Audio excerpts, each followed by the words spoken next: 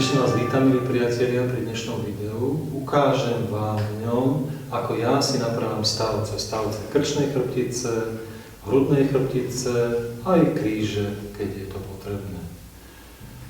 Môj príbeh s napravením stavcom bol pomerne dlhý, bolestivý a sám som bol v takom kritickom stave, že som bol častokrát seknutý, chodil som po chiropraktikoch. Jeden z najnáročnejších prípadov so samým sebou som mal taký, že mi zablokovalo krčnú chrbticu, keď som sa dvíhal na hrazde.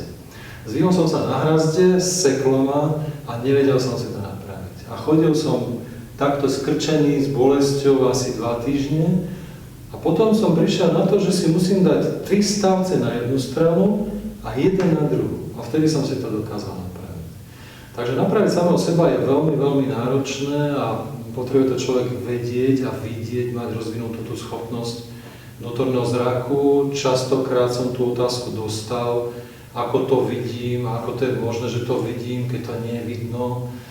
A skutočne je to náročné a trvá to dlho, kým sa to človek naučí. Ale podstata je tá, že keď sa to naučí jeden a vie to jeden spraviť, je to dostupné pre ľudí a môžu sa to naučiť všetci. Je to v podstate schopnosť rozpoznať pravdu. V podstate veľmi mi pomohla jedna vec. Pri tomto všetkom môj zdravotný stav bol taký, že som skoro oslepol.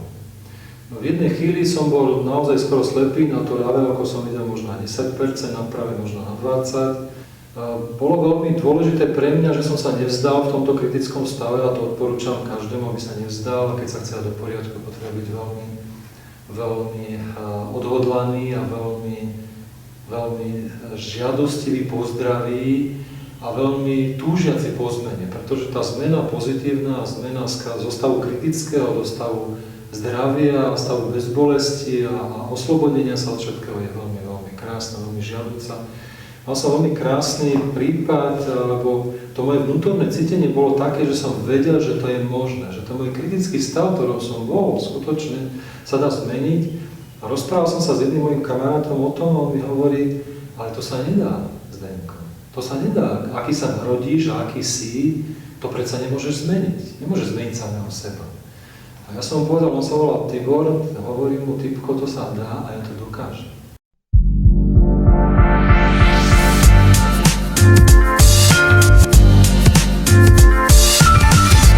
Takže keď je všetko pripravené duchovne, môže prikročiť k naprávaniu. Ukážem vám, ako ja si segmentuálne naprávam stavce o rohy stien. Keď niekde za ničkou prídeme, tak pozerám, aké sú rohy. Že či sú dobré, či sú ostré, či sa bude dať dobre naprávať. Takže tu je roh.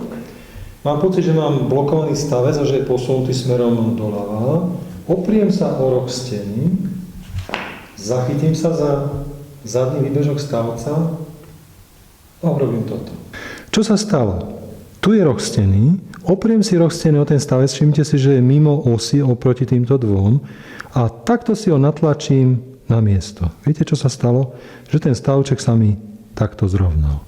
Keď si napravím atlas, to je prvý krčný stavec, tu je lepka, tu je atlas, a je posunutý smerom do boku, zachytím sa palcom o bočný výbežok atlasu, ten je tu pod touto kosťou a takto si ho natlačím na miesto. Keďže to beriem do druhej strany, takto si ho natlačím zase na druhú stranu.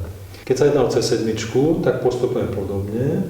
Natlačím si to buď do jednej strany, zase sa opriem si ho zadný výbežok C7 o jednu stranu, alebo o druhú stranu. Takisto tento segment tu si môžem aj o stenu. Opriem sa o stenu a takisto cez roh steny si to môžem napraviť. Veľmi často si potrebujem naprávať L5. To znamená, to je najspodnejší stavec tu začína krížová kosť a vlastne ten taký vstup, taká prihlbinka tu je L5, tu je zadný výbežok L5. Najčastejšie to mám posunuté smerom tu doprava, takže robím si to tak, že si zachytím tu palec, takto tu a tlačím si na ten výbežok L5 a snažím sa ho posunúť smerom takto. Toto je najčastejšia blokácia, ktorú tu mám.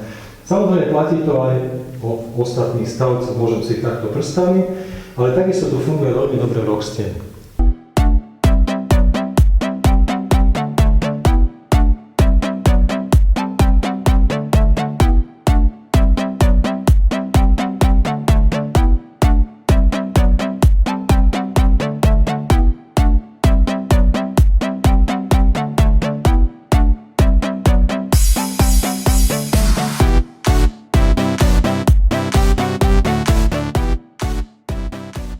keď si naprávam v stavce krčnej chrbtice, robím to veľakrát tak, že ležím na chrbte, teraz si vyhmatám bočné výbežky stavcov. Tu napríklad jeden stavček mi chce trošku trčať a takto si ho tam vtlačím.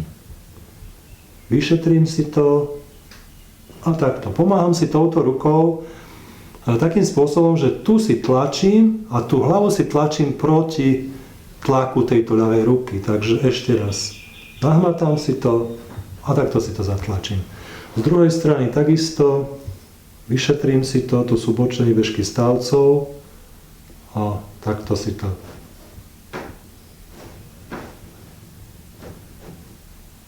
vsadím na miesto. V minulosti som mal zaujímavé stavy, išiel som po ulici a zrazu sa mi začala točiť hlava. A vtedy som vedel, že si musím napraviť chrbticu hrudnú, tu prechod hrudnej a lumbálnej chrbtice, a to takýmto spôsobom. Takto som si oprel vlastne o rebra ruky, takto, a natlačil som si to smerom sem. Alebo sa to môže na vašu stranu, smerom sem. Veľmi často je potrebné, a ja si to často robím, opravať ventrolistezu alebo spondylolistezu, to znamená, jeden stavec je vnorený dovnútra. Tie stavce sú takto a jeden je jednoducho dovnútra a treba ho vytiahnuť dovonku. Robím si to tak, že si zachytím kožu, dajme tomu, mám ventrolistezu tu, takto, potiahnem si to smerom dovonku. Výborne sa to robí cez mokré tričko. Výborná je kombinácia s kotúľmi a toto cvičím každý deň. Takže jedná sa o to, že niektoré stavce sa dostávajú do retrolistézy, to znamená, sú opačne ako ventrolistéza. A výborne je sa takto kotúľať sa. Počuli ste, ako to pekne prasklo. Uvoľniť sa. A takýmto spôsobom sa tie stavčeky vlastne dostanú pekne na miesto. Takže takto nejako si naprávam ja stavce segmentuálne. Ukážem vám v ďalšom videu, ako sa vlastne naprávajú stavce, ako si ich ja naprávam. Rotácia. Naprieč o nejaký roh. Dám si tú palicu zhruba. Tlačím niekde tu. Zatlačením mojím. Do každej strany.